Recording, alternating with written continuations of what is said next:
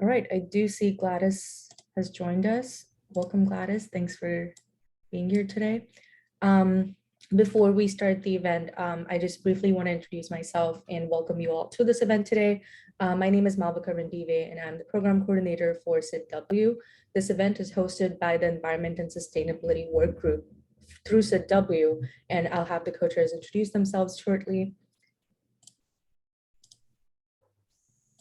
For those that are unfamiliar with SID-W, we are the largest and most active chapter of the Society for International Development, an international network that was founded in 1957 to serve as a global forum dedicated to sustainable economic, social, and political development. So Washington serves as a global town square for the international development community, bringing together people from diverse organizations, disciplines, and career stages in a neutral, independent forum to share information and discuss important issues and challenges facing our community, as we are doing today.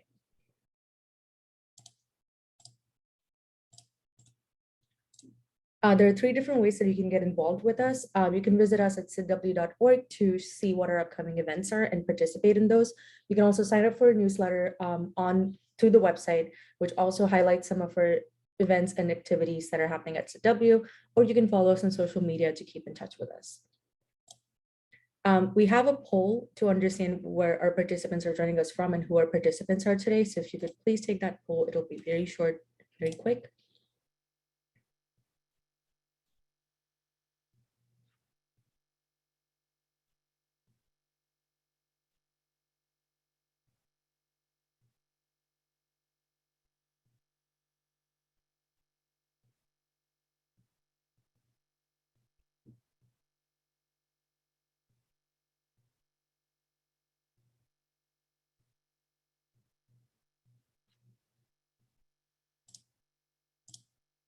So for those that are joining us for the first time, welcome, and we hope that you will continue to support SID-W and our activities.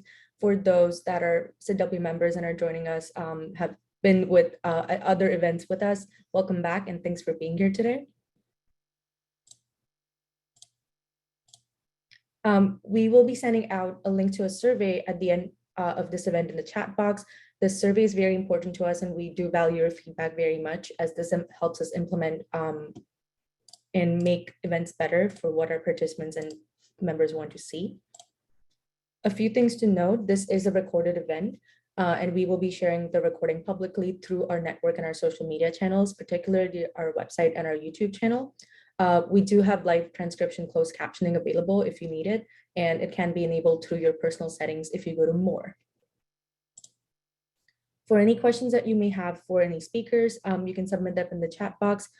If you're comfortable doing so, please identify yourself with the question so we can address you when we. You can also address questions to particular speakers and indicate that in the chat box as well. I will turn it over to Jeremy Swanson, who is one of our co-chairs for the Environment and Sustainability Workgroup.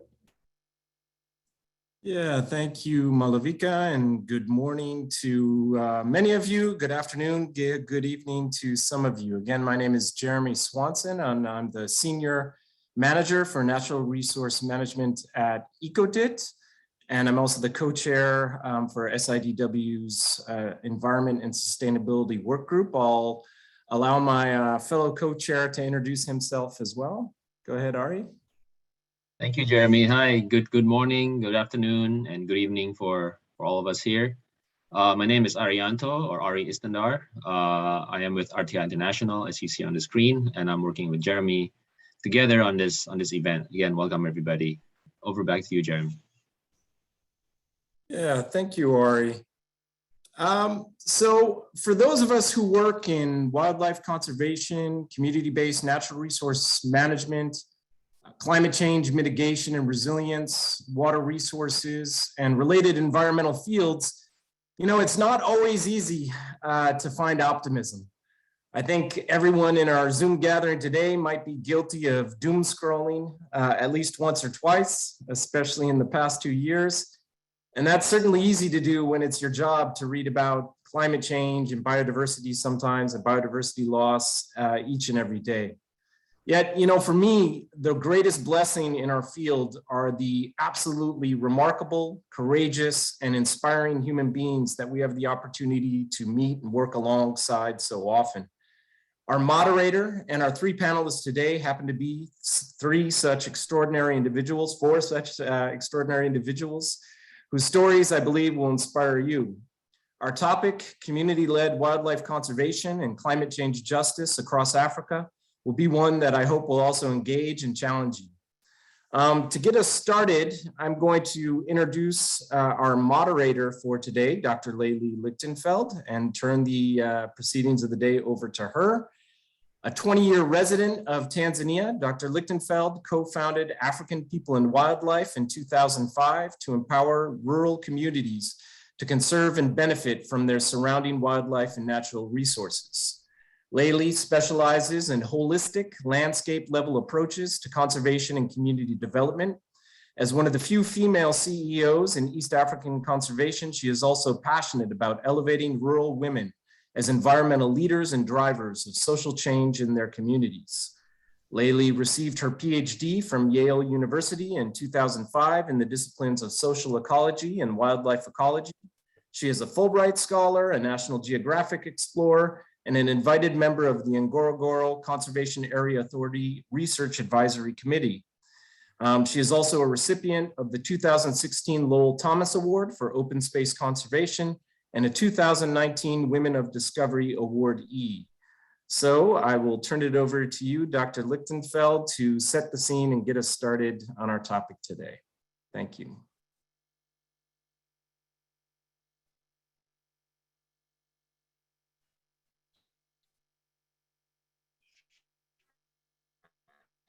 Thank you very much, Jeremy, and thank you to both you and Ari and everyone. Extraordinary women doing extraordinary things on an incredible continent. So just to set the stage a little bit, I think we're all aware that COP26 was just wrapped up, where nearly 200 nations were working to strike deals to move away from fossil fuels, to strengthen our climate targets, and to support developing and vulnerable countries to cope with what are extreme rising threats and costs connected to the negative impacts of climate change. And in my point of view, and I think many others, the results are mixed.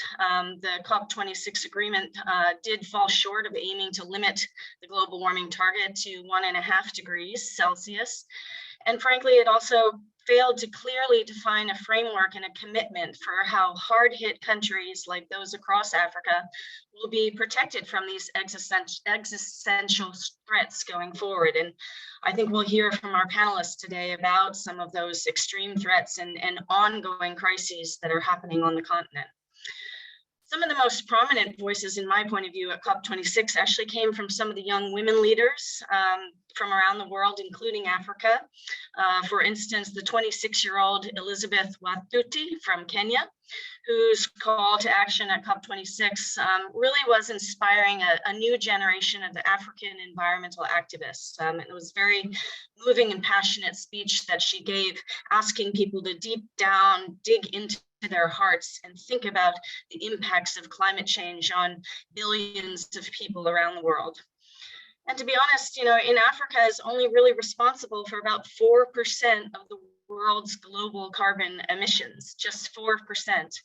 But African countries remain some of the most vulnerable to the negative effects of climate change. And I really think in the coming years, very sadly, those impacts are going to become more and more clear and more devastating to the people on the landscapes. Climate change really poses a growing threat to Africa's people, wildlife, and ecosystems. Again, we're going to hear about that today. We're seeing rising temperatures, longer and more intense droughts, more extreme weather. When the rain comes, it comes harder, which again has extreme impacts to the health of the ecosystems, extreme impacts to food security, water sources, human health, and safety. And according to the FAO, there's been a nearly 50% increase in undernourished people in Africa since 2012, in part due to the impact of more frequent and extended droughts. And of course, we're experiencing that right now in East Africa, a tremendous drought.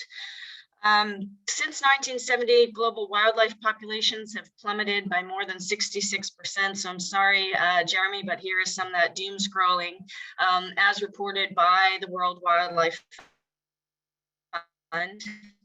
Primarily due to habitat loss and illegal poaching, but also exacerbated by the effects of climate change, human-wildlife conflict, and food insecurity. And when we lose forests and wetlands and other habitats, then even more carbon is released into the atmosphere and continuing and perpetuating this deadly cycle. So to take this over to Tanzania, where again, I've had the honor of living and residing for more than 20 years now, communities are continuing to suffer through such increasing droughts and food insecurity as their rangelands become degraded and wildlife disappears from their land. And if you could just pull up my few slides, just to introduce you a little bit to the work of African people and wildlife, and then I want to quickly focus on our extraordinary panelists.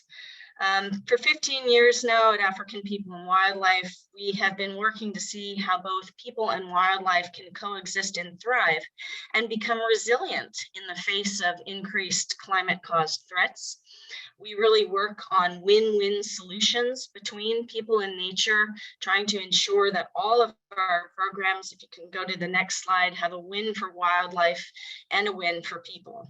And that's very, very important to us in our work. So we're really working to find the balance for communities and nature across northern Tanzania. Our team works hand in hand with indigenous communities and other critical partners in ways that recognize the deep linkages between people, wildlife, and the diverse ecosystems they call home. Next slide, please. These inclusive relationships serve as an example throughout Tanzania and beyond to promote more community engagement in conservation. And that's really at the crux of what we do as African People and Wildlife, is a very holistic and inclusive approach to conservation, recognizing that communities, both surrounding protected areas and across large landscapes, are incredibly powerful partners in conservation.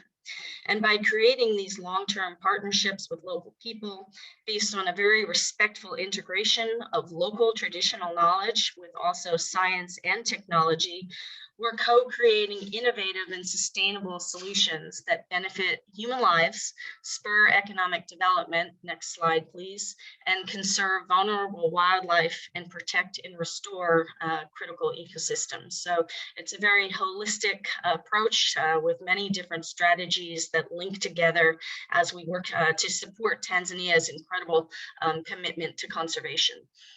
As a result, our team has recorded 9 consecutive years of increasing and stable herbivore populations in our targeted monitoring area.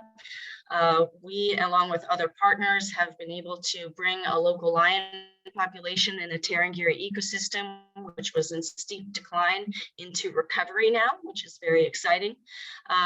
Community members are managing over 800,000 acres of critical lands for climate resilience and pastoral rangeland management. More than 1,800 women are working to promote nature-friendly beekeeping enterprises, and watch this space as we launch our African Women in Conservation initiative. And more than 175,000 rural people are positively impacted by our programs. And yesterday we were, next slide please, we were very excited to announce our new partnership and support for community engagement actually in Angola, in a critical water tower that feeds the Okavango Delta. But I want to move on now from African People and Wildlife and begin to talk about our panelists. And so in the face of these immense global environmental threats, the work that one organization may seem insignificant, but there are thousands of people like me, thousands of people like our panelists and their organizations. And today you are going to hear from 3 truly extraordinary African women leaders who have also, through community-led wildlife conservation, explored innovative ways to strengthen community resilience to climate-related shocks and stresses, and to promote climate change justice from the mountain rainforests of Uganda to the savannas of Zimbabwe and to the wildlife corridors and marine habitats of Tanzania. So I would like to first introduce a very good friend of mine and long-term colleague, Dr. Gladys Kalema-Zikusoka. Gladys is the founder and CEO of Conservation Through Public Health in Uganda. Gladys has become known worldwide for her very pioneering work in population, health, and environment as part of her efforts to conserve the mountain gorillas and wildlife of windy impenetrable forest in Uganda. She is Uganda's first wildlife vet. She is a wildlife warrior of note. She is a National Geographic Explorer, a 2020 Aldo Leopold Award winner, and recognized by the Sierra Club's Earth Care Award, among many other recognitions. So without further ado, Gladys, please tell us a little bit about yourself, your organization, and how you are working to conserve wildlife, empower communities, mitigate climate-related threats, and promote climate change justice as a wildlife warrior. Welcome, Gladys. Good evening, everybody. Calling from windy impenetrable forest, home to the world's 43% of the world's mountain gorillas. Lalee actually came to visit me with her husband and daughter a number of years ago, so she knows how beautiful this place is. I've been working with mountain gorillas for 25 years, or yeah, I'll say 25 years, as the first vet for the Wildlife Authority, and later experiences that I had setting up the veterinary unit of the Uganda Wildlife Authority led us to set up Conservation Through Public Health. We ended up investigating the first scabies skin disease outbreak in the then critically endangered mountain gorillas, which were only about 600 at the time. And it was traced to people living around the park who have very little health care. So I realized as a veterinarian that the only way we can protect the gorillas is by improving community health and well-being. And so a few years later, I left the Uganda Wildlife Authority and we founded Conservation Through Public Health, which is a grassroots NGO that promotes biodiversity conservation by enabling people to coexist with gorillas and other wildlife through improving the health of the animals, the health of the people, and the livelihoods of the local communities who share their habitat with the gorillas. It's been a journey of really engaging communities, and we found out very early on that not only are we preventing disease between people and endangered mountain gorillas, which now over the years the numbers have grown. So they've grown from being critically endangered to endangered due to many conservation efforts, of which we're proud to have contributed. But also by improving people's health, you show that you care about them as well, and not only the forest and the gorillas. So this has been a very interesting journey, and we continue to discover how a One Health approach can support conservation. We have 3 integrated programs. One of them is the Wildlife Health Monitoring Program and Conservation Program, where we have a Gorilla Health Center, where I am right now, and Community Conservation Center. We regularly analyze samples from the gorillas and compare them with what could be found in the people and the livestock and prevent disease transmission. And then we have the next program that we work on is the Community Health and Conservation Program, where we supervise and coordinate, we facilitate the formation of community conservation health workers. In Uganda, they're called village health and conservation teams. We train health workers to do conservation work. In Uganda, we have a system where health workers are in charge of 40 households in the village. So we focus on villages where gorillas are always coming out, and we train them to promote good hygiene and sanitation, which prevents infectious diseases like scabies, tuberculosis, and diseases like that. And then we also train them to promote good nutrition, good health-seeking behavior when people are sick, family planning, because we found out that many people have too many children, and that they can't manage. When we started out, people were having 10 children per woman, not even per family. And this was just the live births. And now the numbers have really gone down because of our family planning program. And it has really improved the quality of life of the women. The women feel more liberated. They have more control over their bodies and their lives. And the men are better able to balance the family budget. And with this reduced poverty, they don't have to enter the forest so much to poach to feed a family of 10. And so that's worked really well to reinforce our programs of preventing zoonotic disease transmission. We also support coffee farmers living around the park, give them above market prices for good coffee. And the reason why we felt it was important to engage them is because we found that many people were unhealthy because they're poor. And although other conservation organizations were focusing on community livelihoods, they were not looking at supporting coffee farmers. And so we felt that it would be worth creating a global brand by saving gorillas one sip at a time. So we buy this coffee from the farmers bordering the park. You even sometimes meet them as you're tracking the gorillas. And we found out that they were not getting a steady market or fair price, and they were still entering the forest to poach and collect firewood. And so we engaged them very much, and we're making a lot of progress with them. And when we started out, we had very few women coffee farmers, but now, out of the 500, 120 are women coffee farmers, which is great, because the whole thing was women don't own land and it was only the widowers. But now we've managed to engage more because some men are even allowing their wives to have coffee farms. And so through our approach, we found that we're reducing gender disparities. So women are getting more involved in conservation and natural resource management, which is very, very important for such a community where, in rural areas, if women are not empowered, the community would never develop. Really, in rural areas, when women stop, everything stops. So it's really important that women also get engaged in conservation. And we're also getting more men involved in healthcare and family planning, which was also traditionally a women domain. And so 50% of our volunteers are women and 50% are men. We also work with gorilla guardians who are mainly men, actually only men at the moment. We want to change that, but they are trained to safely herd gorillas back to the park when they come out. And we also work closely with them and support them. And so, yeah, we do a lot of community-led conservation, which it's really interesting because it's a growing journey, but we also have a very big focus on gender as well. In the times that I've gone up and given workshops and they're seeing a woman is leading a team of men, the women are like, we have to educate our girl child. And more women are coming up to really educate their children in a community where women would marry off their daughters. Parents would marry off their daughters at the age of 15 once they get pregnant. But now they're realizing it's important to educate their girl child.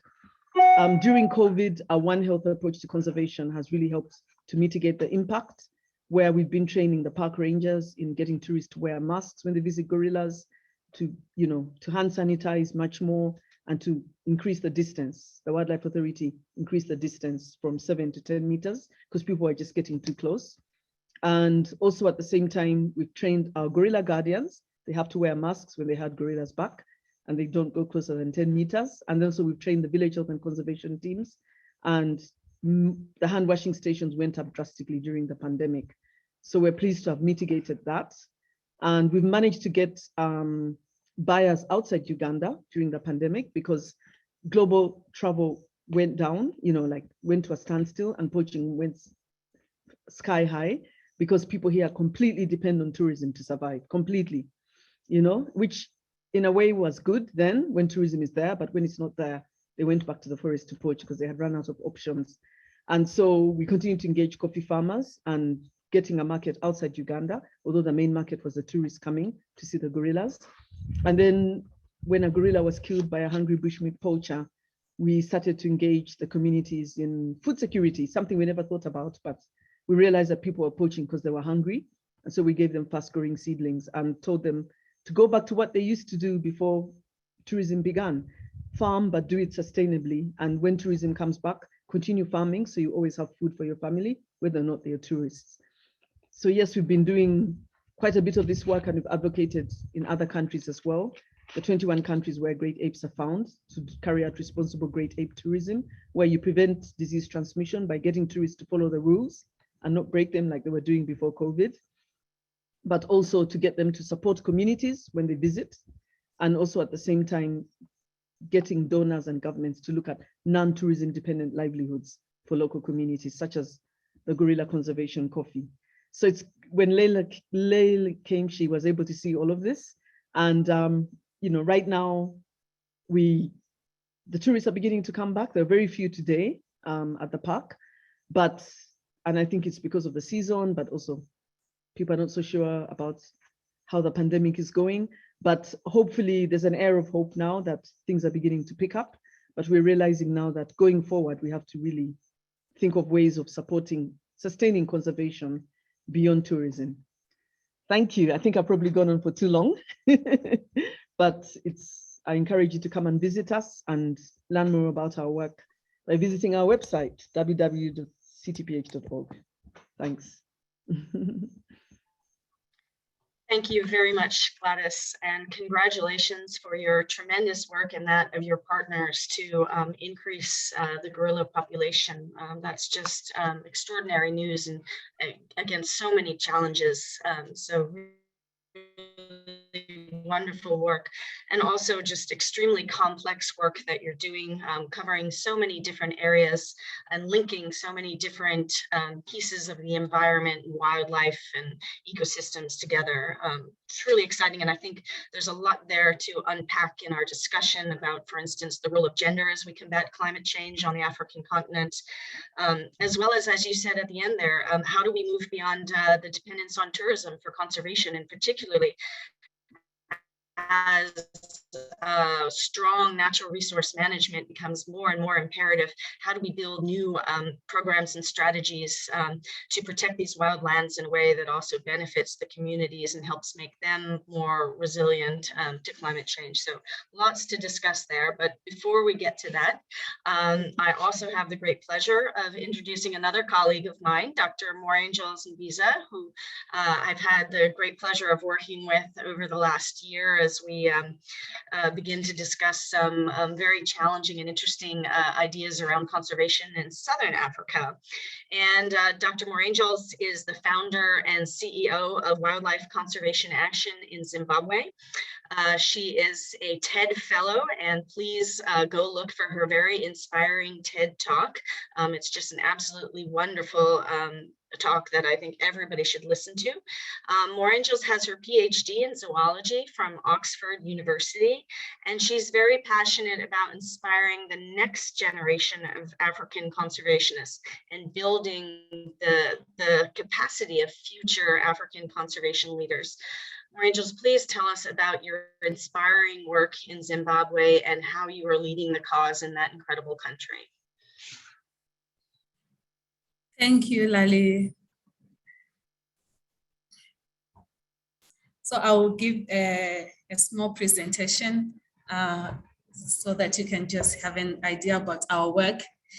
So, so I founded Wildlife Conservation Action in 2018, and this was born out of the need to build the capacity of local communities to protect and coexist with wildlife while also improving their livelihoods.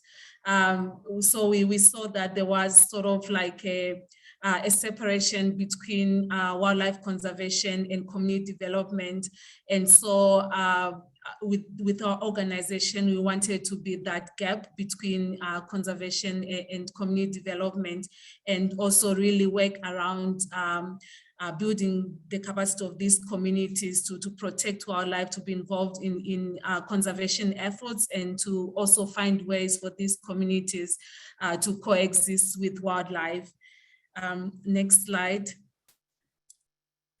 So we are working in Mola Ward 3 and Mola Ward 4 in Nyami District, which is in northern Zimbabwe. So it's right there on the map. Mola Ward 3 and Mola Ward 4. So this area where we are working in falls within the Sebungwe region on the Zimbabwean side of the Kaza TFCA. So it's part of the Kaza TFCA. And there are some local communities that are living alongside wildlife in this area. So they are in a wildlife corridor, and they are adjacent to Matsadona National Park, which you can see on the map. So because of their proximity to the park, these communities interact with wildlife on a daily basis, and these interactions are often negative. So they often get into conflict with wildlife. And so Nyaminyami Rural District is one of the least developed districts in Zimbabwe, and it has the advantage, it has a dual disadvantage of limited agricultural potential due to the poor agroecological condition in this place, and also the presence of wildlife and animal diseases. And these communities, they depend on crop farming and livestock rearing for their livelihoods.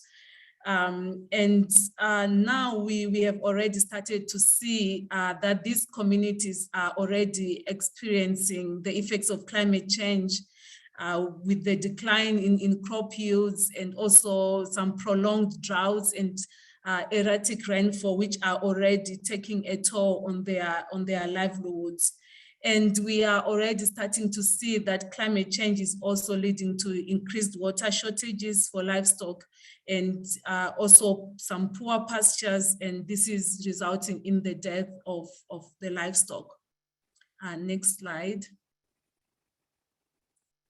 So climate change is not only having an effect on these communities, but it's also having a negative effect on wildlife and wildlife habitats in our area. And there's reduced water, there's reduced graze and browse for herbivores, and this is also leading to depleted prey for large carnivores in this area. And this results in the movement of these wildlife species from the protected area into the communities where they will be searching for the water, and they will graze and browse. And so it increases the interactions between the humans and wildlife, and this results in increased conflict.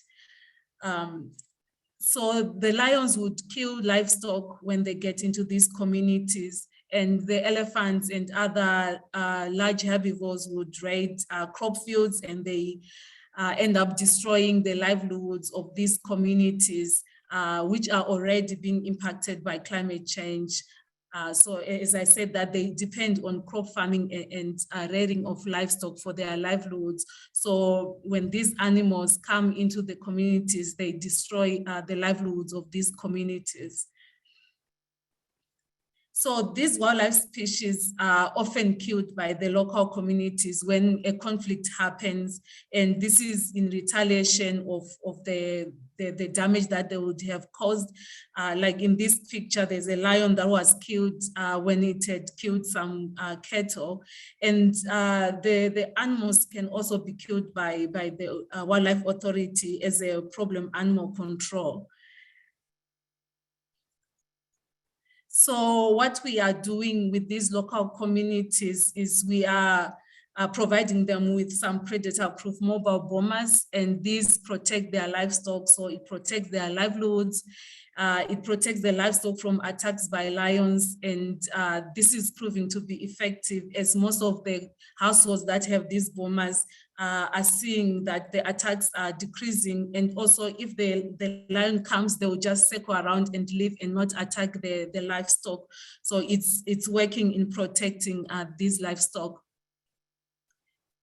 While in the bombers, the livestock deposit dung. So you can see that in this bomber, there's some dung that has been deposited. So these mobile bombers are often put in the crows in the crop fields of these households. So when the livestock are in the bomber, they deposit the dung in the crop fields, and this provides manure to the farmers' fields and increases the soil fertility and also the moisture retention of the soils in the fields. So because of the manure, we end up having an increase in the crop yields. So if we look at the crops, this is a plot where an experiment was being carried out, where the field had an area where there was no mobile boma and an area where there was a mobile boma. And it showed that where there was a mobile boma and increased soil fertility, the crops did very well, and it resulted in a better yield than in an area where there was no mobile boma. So this increased crop yields result in increased food security, and it also improves the resilience of these communities to the impact of climate change.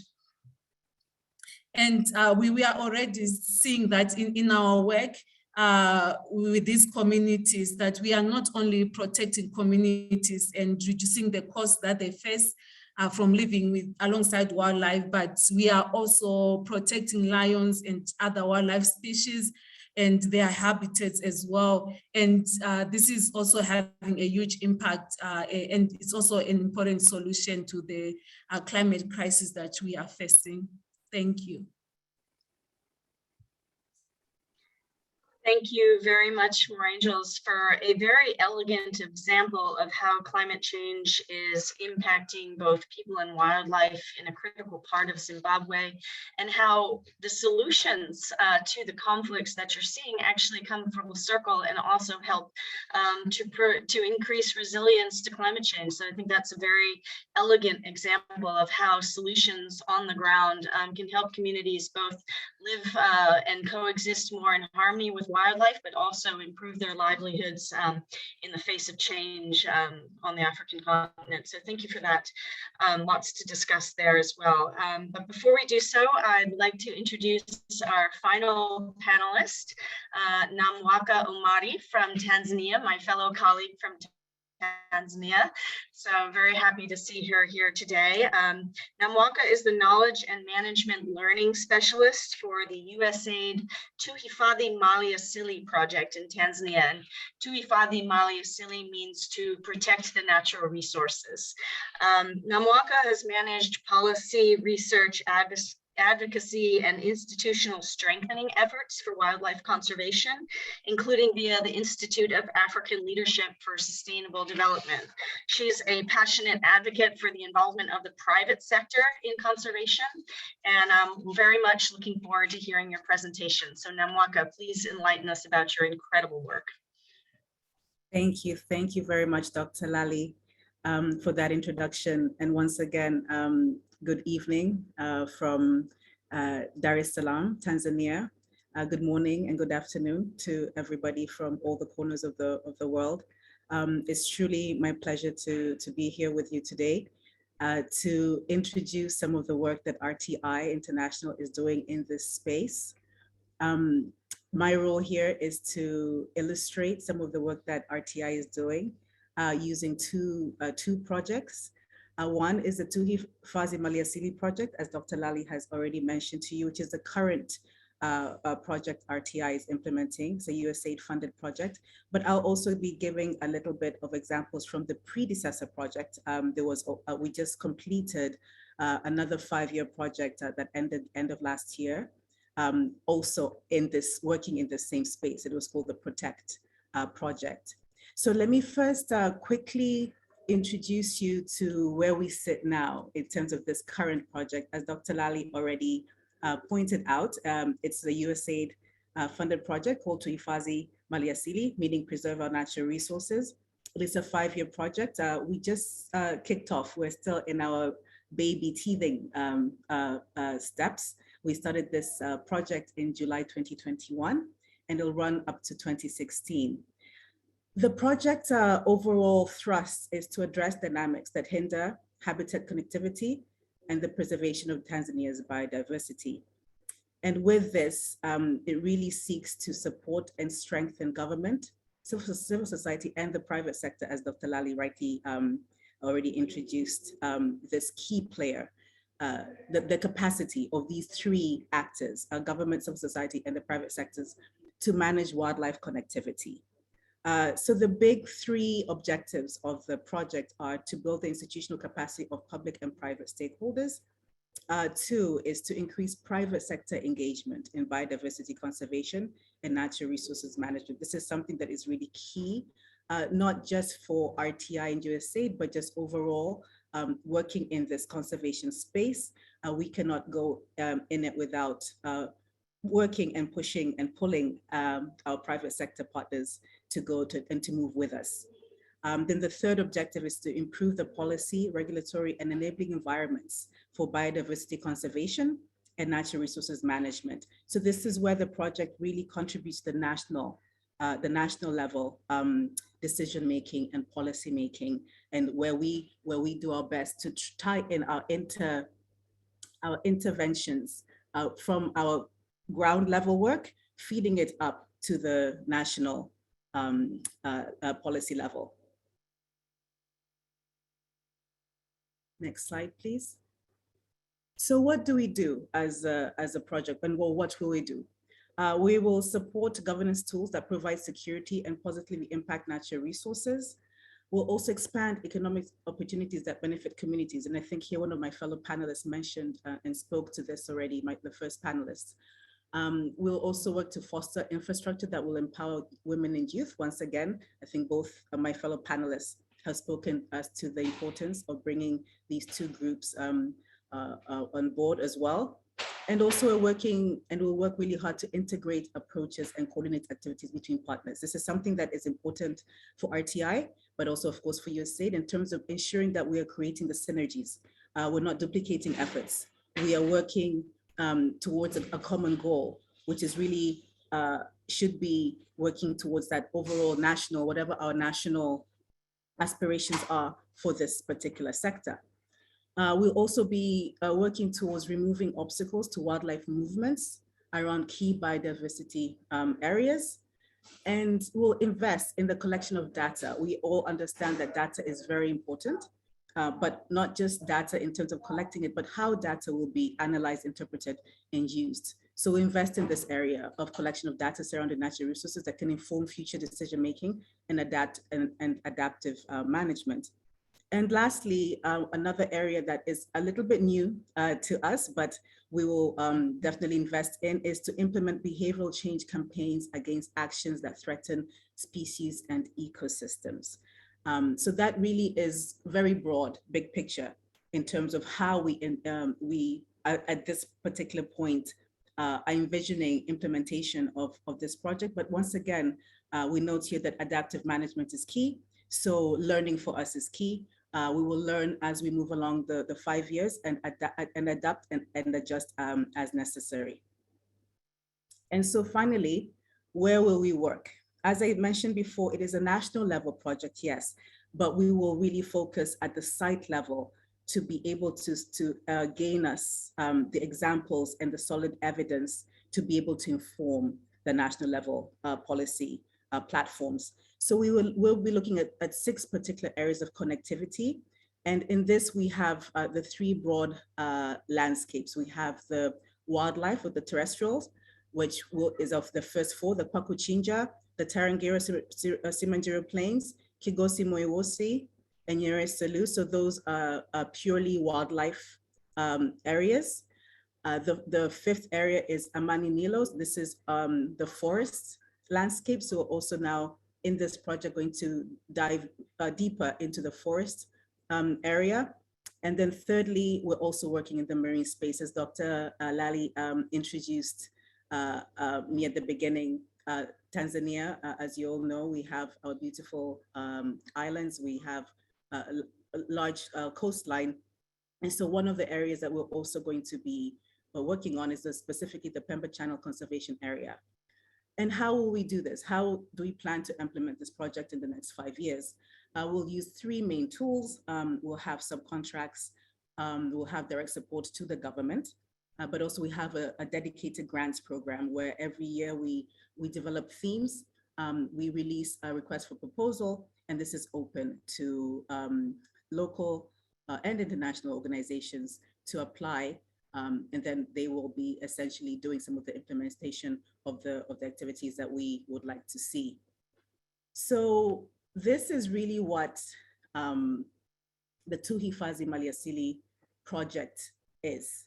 And so, as you can see, our work at Tuhifadhi Maliasili and even our predecessor project, Protect, were not designed fundamentally or as an onset as climate change projects per se. However, we see that our intervention sits at the junction between climate change impacts and conservation work. We also see that our work is contributing to nature-based solutions, NBS, to climate change and ecosystem-based adaptation measures. We're therefore quite well cushioned in this discussion today. But also, as I mentioned before, we work at the national level, where we're able to then use our work from the ground to provide evidence to decision makers and contribute to the larger policy and regulatory frameworks.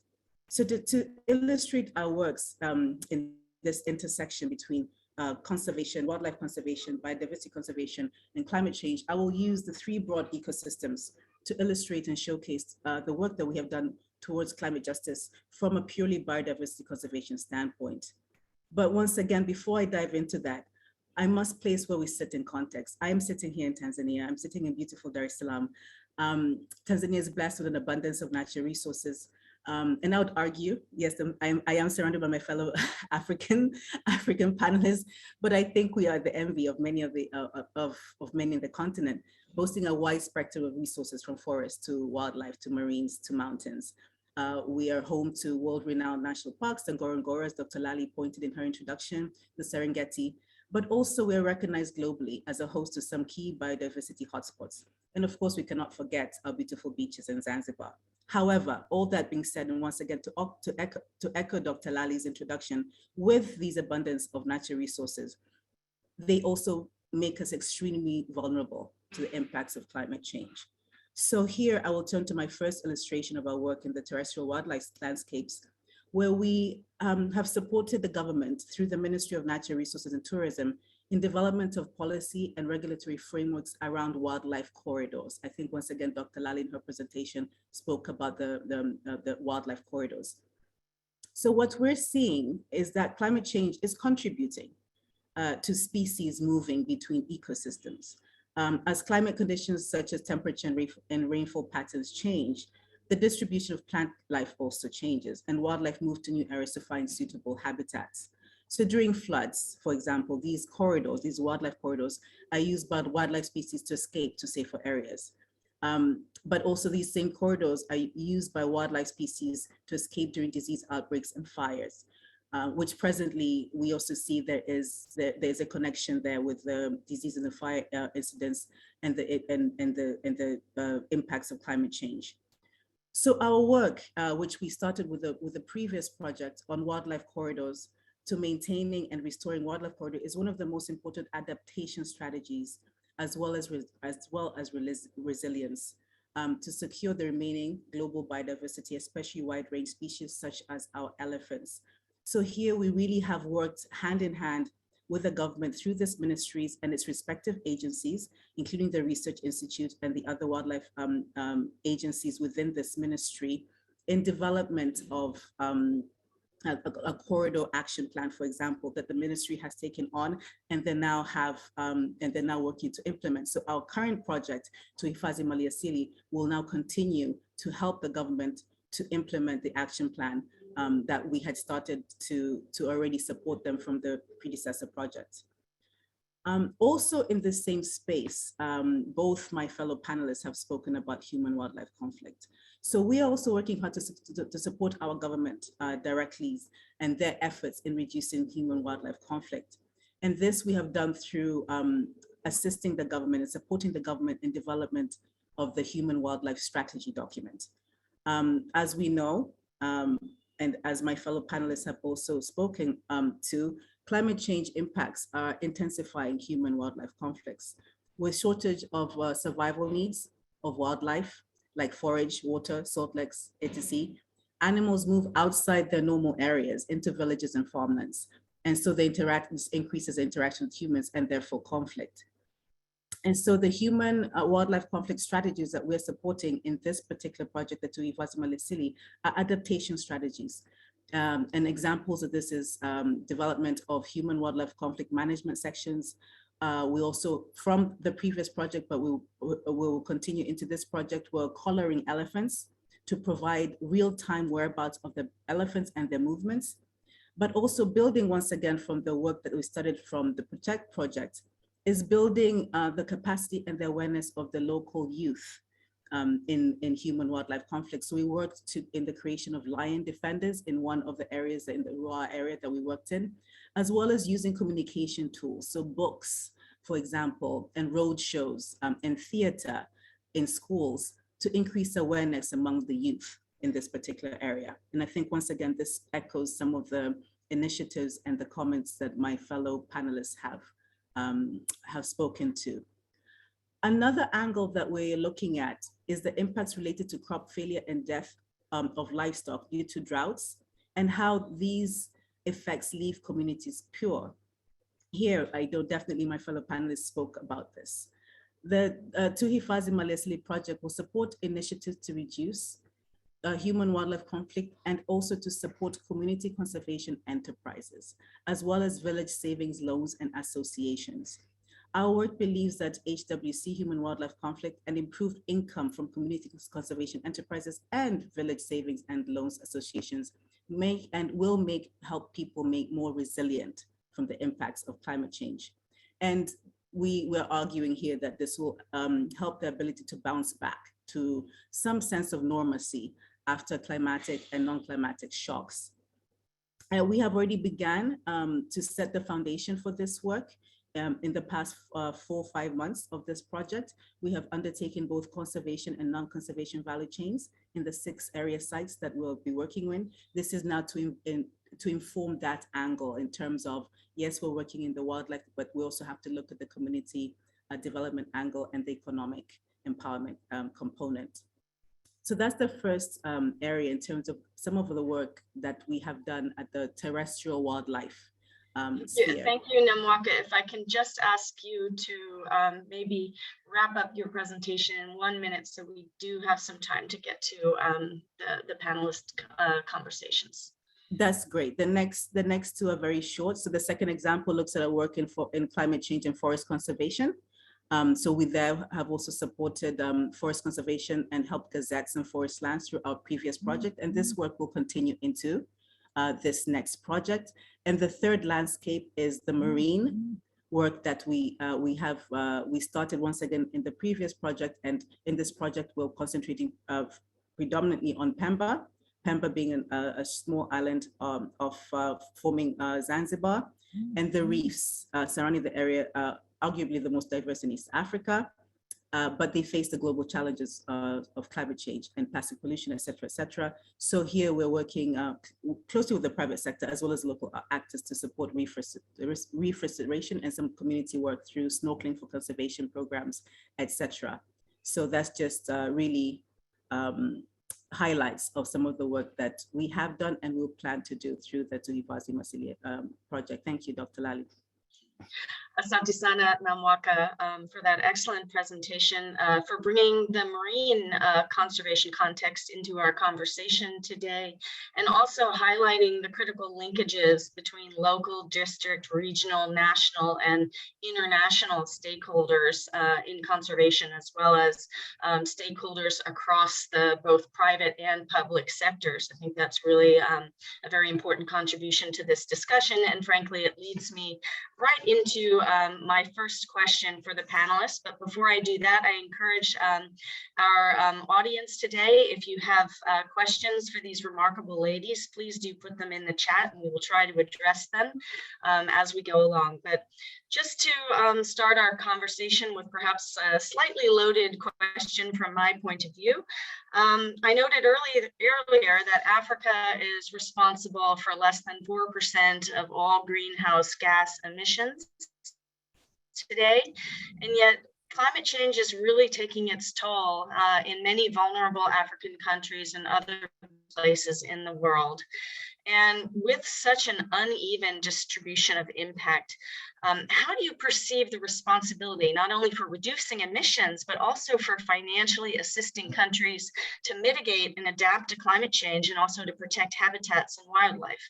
You know, what do we want to ask the world for, you know, as an African continent and as our individual countries face more and more threats?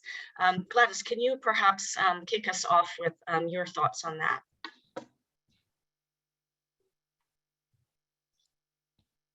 Yes, climate change is a very big issue, and it really needs to be addressed. And one of the ways which have also come up with the panelists, my fellow panelists, is reducing human-wildlife conflicts. I think that's one way that we can really help to mitigate the impact of climate change. Obviously, when the animals, you know, there are also issues such as invasive species, and when animals find that they have to go outside the protected areas in order to be able to survive, then that becomes, with the conflict with the community goes up, and that becomes a big issue. So we need to find ways of, you know, reducing deforestation, making sure that the communities become champions of conservation through community-led approaches. They should be the ones who really want to protect the natural habitats without even, you know, without even external donor funding. They should be wanting to do it themselves and feeling that it's important for them and their future. So I think that's another thing that can really help. Something else that can really help is sustainability as well. Being sure that there's, you know, enough financial resources to be able to address the needs of the people who have to coexist with the wildlife. That's also very, very important. Yeah, all these things I think I'm thinking about for climate change are very important. You know, improving healthcare, for example. Infectious diseases go up when the weather changes, when the temperature goes up. So how do you address this? Being sure that there's enough healthcare for communities bordering protected areas, using approaches such as the population health environment or One Health approaches, making sure that there's enough market for products that are eco-friendly with conservation, because this also really helps, because it reduces people's need to depend on the natural habitats to meet their basic needs. And yeah, there's a sustainability part is very, very important. Linking it all to sustainable processes, whether it's tourism or any other sources, but making sure that communities are able to keep going with or without external funds. Thank you, Gladys. Actually, I think you highlight a really important point, which is that local communities need to have agency in the conservation conversation, but also as they mitigate the impacts of climate change. And there's a question that just popped up in the chat, which is asking, you know, are we finding traditional local practices that are promoting conservation and mitigating climate change? So what is that agency? And perhaps either More Angels or yourself or Namwaka have examples of how communities themselves right now are mitigating climate change.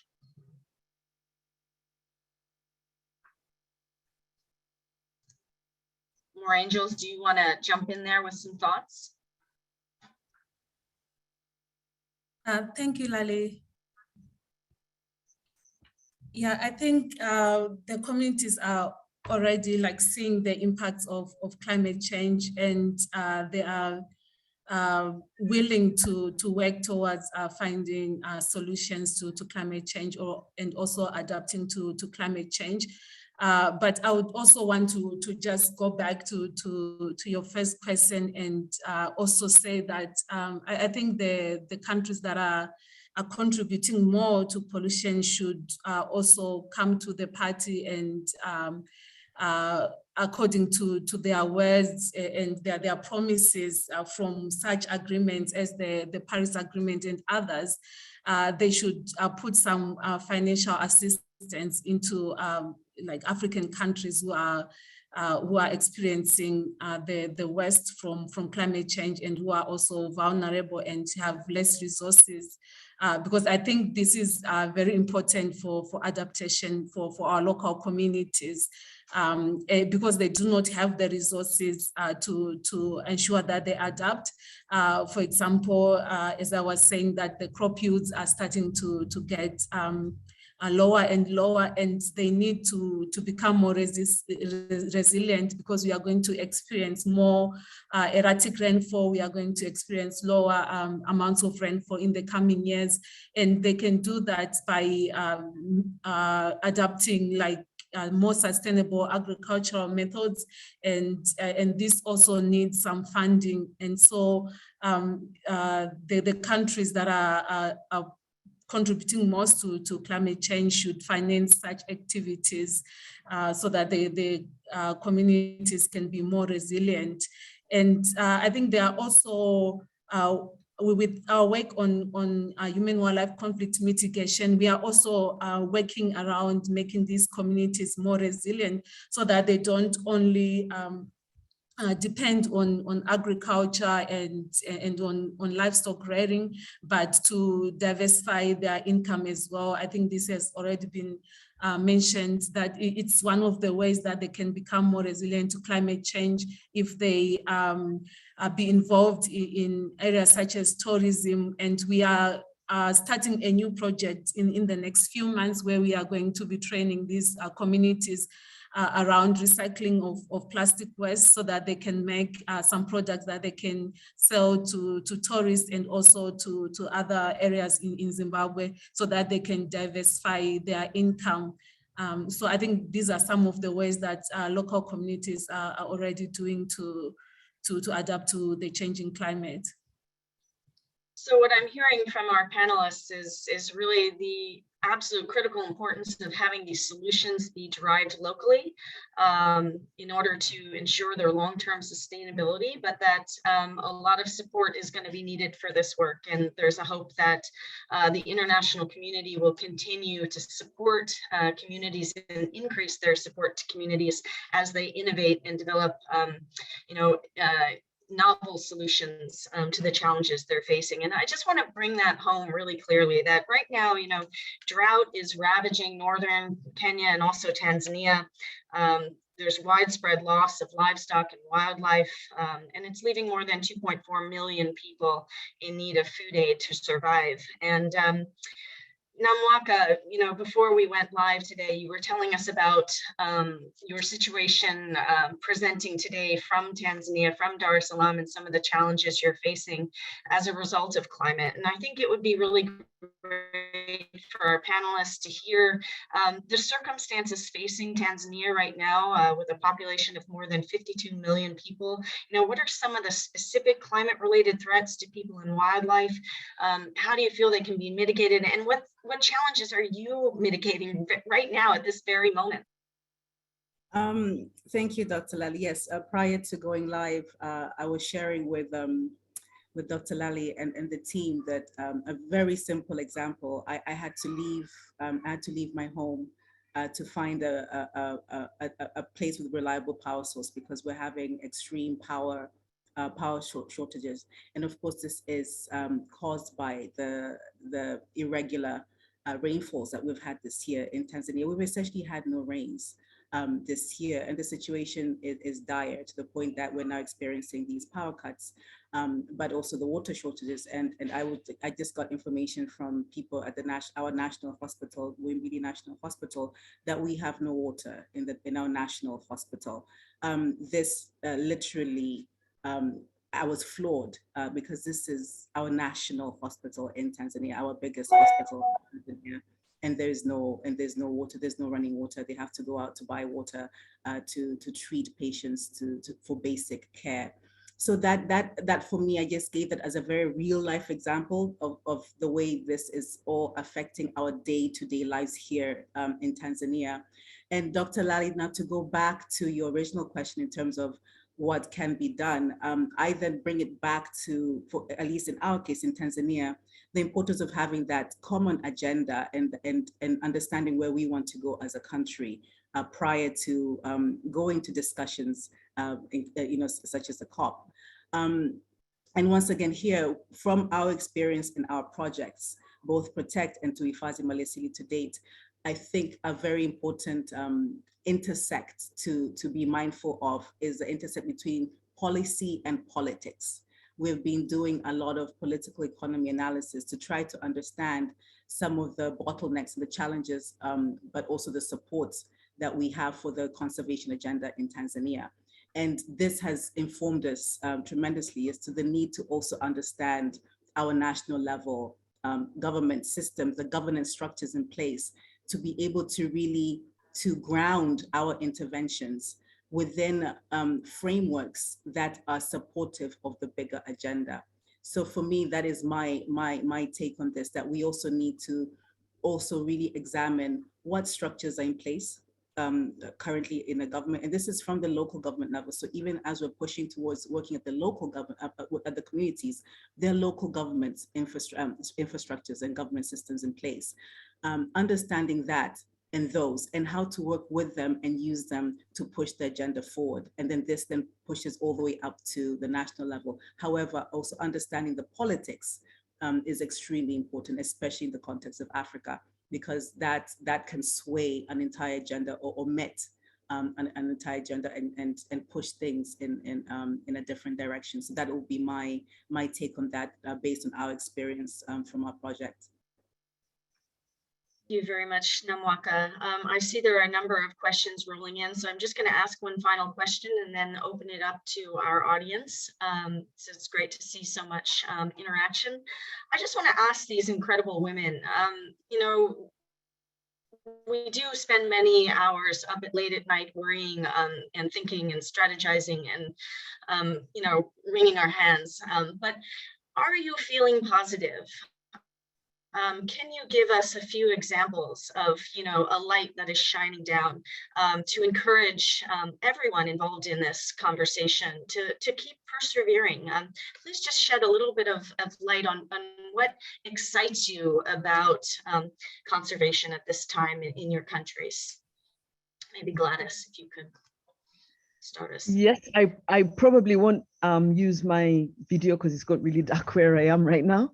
But yeah, I'm excited about the fact that there are more and more local initiatives in conservation. More and more people are beginning to have ownership in the conservation movement, which is great. We recently began the African Primate Society to strengthen African leadership in primate research and conservation.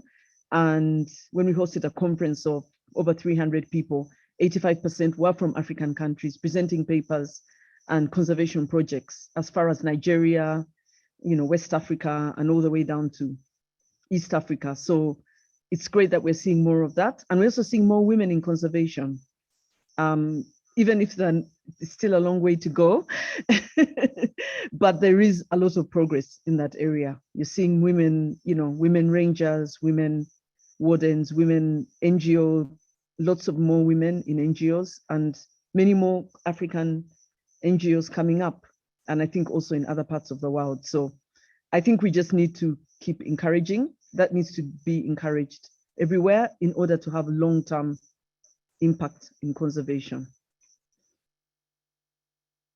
It's also a lot easier for local groups to influence government to change in their countries than it is international groups. And so it's important for the international groups to team up with the local groups in order to have a much greater impact. Thank you, Gladys. More Angels or Namwaka, do you have something to add to that from your senior? Yes, yeah. I think I have the same sentiments with Gladys. Like, I'm just excited to see that we have here in Africa more involvement of local communities in conservation, and in most areas they are the ones that are leading the conservation efforts. And I'm also excited because we are seeing now that there is increased confidence in these local communities and local organizations by the international communities. And I would also like to encourage the international communities and funding organizations to keep supporting these local organizations and initiatives because they are on the ground and they can have a huge impact and and bring results. And yeah, so I would also just want to say that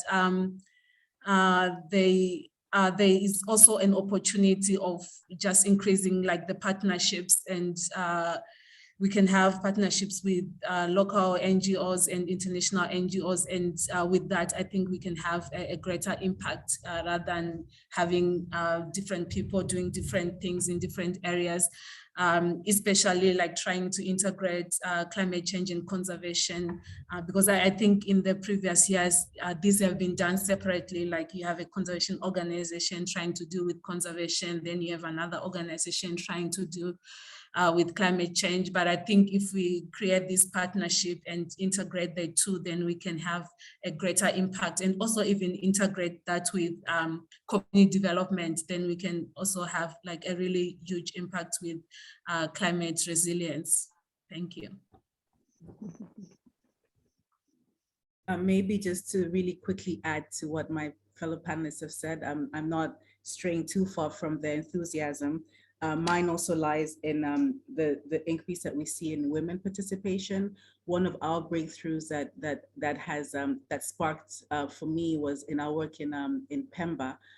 Pember is 100% Muslim, very, very culturally Muslim dominant society, and we know the barriers that come along with that in terms of treatment of women. So when we started working then, when we were able to get the women, the community women, the women at the community level involved, to the point that we actually had 2 women rangers as part of the Marine Rangers to patrol the protected area. That for us was a very big win, because we started to now see some small chipping away of those restrictions and the barriers that have stopped women, especially in Pember, from participating. But once again, looking at the increase that we're seeing here in Tanzania in the participation of youth in this space. That also from last project, but into this project, is something that is giving us some, we're seeing the hope, the renewed hope when we're seeing our youth really actively engaged and wanting to know more and to contribute more to this biodiversity conservation space. Thank you. And actually, Namwaka, that touches directly on one of the questions from the audience, which is wondering whether any of the panelists have encountered concerns about violence or harassment related to women's participation in conservation activities. And if so, have you found any successful strategies to mitigate or reduce that risk? I would add the question of whether, do you see a different role for men, women, and youth as we address climate change on the continent, or does everybody need to jump in and do the same thing? Or are there differences? And how do you perceive that? I see Gladys popping up there. I would say that regarding resistance to women, I remember one time we tried to convince the Gorilla Guardians, the Human Gorilla Conflict Resolution Team, to have women, and they kind of said, women will faint if they see a gorilla, which was really ridiculous. We're all just laughing. I think there's still that the gender norms, there still needs to be a lot of challenging of societal norms of what a woman can and cannot do. And so there's still some ways to go, but the more role models that they see of women in conservation, the more that these norms are going to start to be broken. That's just like a comment I wanted to make about what you just asked. But I haven't really seen necessarily violence against women getting engaged, but there is a resistance because of the societal norms and the cultural norms. I would definitely agree with Gladys. And in Tanzania's context, our society as a whole is, we have the split religions. We have Christianity and Muslim. So we have that very different cultural components that is by nature, the perceptions and the attitudes and the treatments of women is really quite different. So we have had to find ways in which we can start to work around that. But usually the strategy that we have found that worked is using fellow women. So once again, this speaks to, it could be the role model, but just when you get one or two women who are on board and they're willing to work with you, it has been a little bit easier than to engage and work with other women. And once again, here I'm speaking specifically to our work in Pember, where it has been the most challenging in engaging women and also youth, because if the women are not engaged, the children are also going to be stopped from engaging in activities. So yes, that's the example that I can point to. So there are a lot of themes coming through in our discussion around agency, around the importance of incorporating the local voice, the African voice, of partnering with local organizations and ensuring that conservation solutions are coming from the African continent, which I think is very exciting and very, very relevant today. And I'm seeing other questions popping up in the chat that are talking about the importance of, securing wildlife corridors between protected areas. Obviously, this again needs to incorporate local communities. And I'm wondering about your feelings about land tenure, about agency in that sense. Do you have support in your countries for local communities to have land rights? Do they have rights? And how is your work touching on this important topic? Maybe more Angels, you can kick us off there. Thank you, Lalee. Yeah, I think the issue of land rights is still contentious, and we are really far from having a solution at the moment.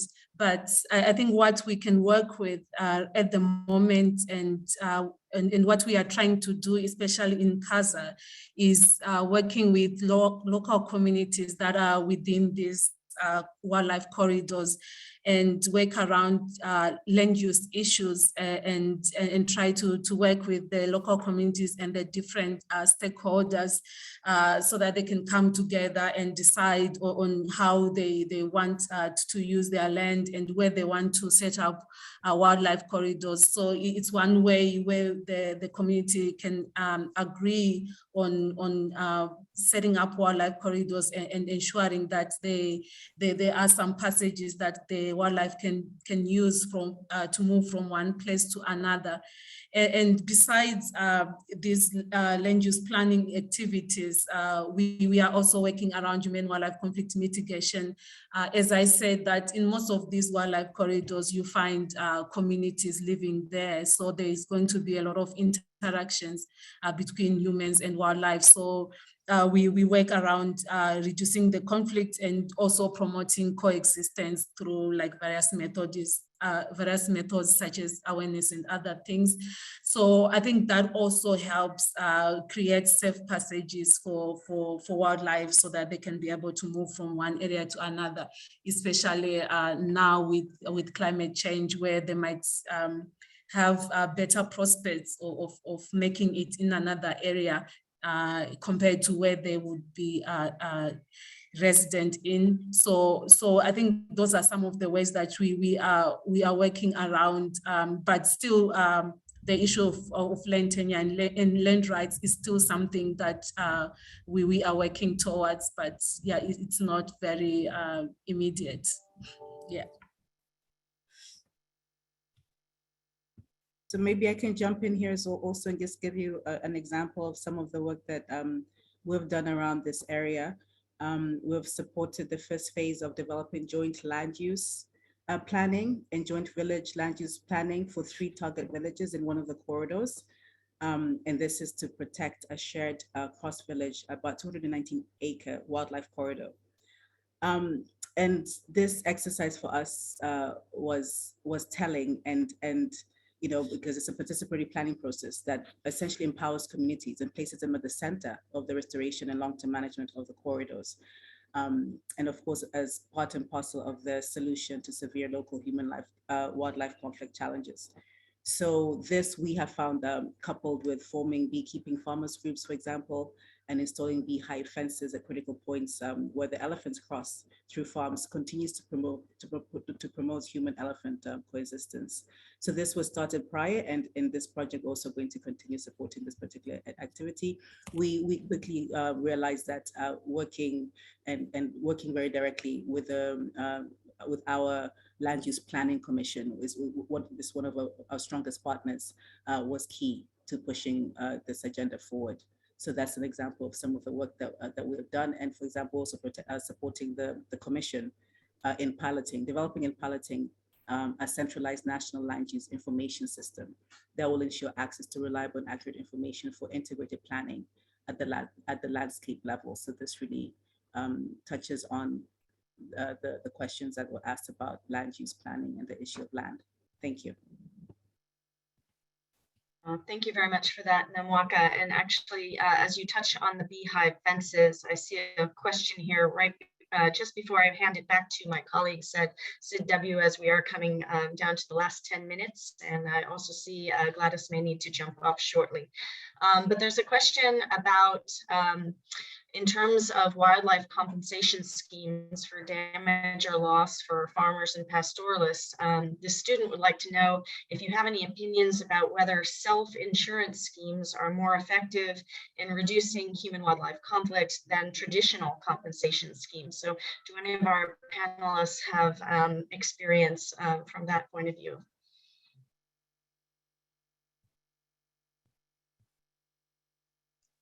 As you think about that, I'd also like to encourage our members here that are listening in today. If your question has not been directly answered today, please reach out directly to these amazing conservationists and talk to them about their work and continue the conversation afterwards.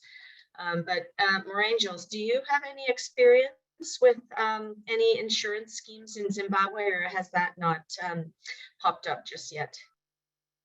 Yeah, I don't have any experiences with that, but it's something that comes out very often, like when you consult with communities. So we recently had consultation around the human wildlife conflict policy and the wildlife policy here in Zimbabwe. And it's something that came up very often in every discussion with communities where they want to have a compensation scheme, like the government providing the compensation for human wildlife conflict. And yeah, it's an interesting topic for me, and I'm also trying to explore and read around that, and also look at some examples of where that has been working very well. And I think India is probably like one of the countries where it has worked, where the government-led compensation scheme has worked. I'm not sure about how the self-funding compensation scheme would work. But yeah, I think it's something that would be interesting and probably will be more sustainable, because I think the issues around compensation are mainly sustainability, and having that sustainability can be like very important and critical. So I think if the choice might be around which one it would be more sustainable in a certain scenario. And so yeah, I think that would be what I can contribute. Thank you, Morangels. And I am now going to pass the baton back to Jeremy and Ari, but I want to say thank you so much to our three panelists. As the moon rises in Africa, we so appreciate your time today. You're all very busy individuals. I know Gladys is now off to her forest camp because her work is not done, and she has even another meeting tonight. Namwaka, we hope you're going to travel safely home, and thank you very much for having to leave your home this evening to be able to communicate with us because of the challenges of climate facing Tanzania today, and also Morangels for being available. I know you're very often in the field, and so we're very grateful. But thank you all for your participation, and Jeremy and Ari, thank you for bringing together this incredible group of women who are just doing transformative work on the African continent.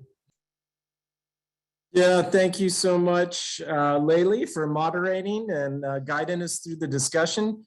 Thank you for everyone who tuned in. Again, my gratitude goes out to all of our panelists who had to be resilient themselves just to connect with us for various challenges we experience regularly. So I look forward to thanking some of you in person in travels next year. Speaking of that, be on the lookout for our work group, Environment and Sustainability. We will have more events in 2022 covering a variety of subjects. We're always open for suggestions on possible topics. So you can find either Ari or myself and submit some ideas. We'd be happy to review those. And yeah, for those who are celebrating some holidays coming up, happy holidays. And thank you very much on behalf of SID-W and our work group. Anything else, Ari or Malavika, we have to cover? So for mine, just again, thank you everyone, and I echo Jeremy's thanks to everyone who participated, especially for our panelists, and have a good weekend to all. I'll hand it over back to SID-W Malavika for any closing. Thank you. Thanks, Ari. Nothing on my end as well. I do want to remind everyone that this event is recorded. So if you or any of your colleagues were unable to attend, please encourage them to find the recording on our YouTube and our website. For all those who attended, we'll also be receiving an event summary highlighting some key points from this event. And yeah, thank you for attending today and have a good rest of the day. Thank you, everyone. Thank you. Yep. Thank you, everybody. Bye-bye. Thank you.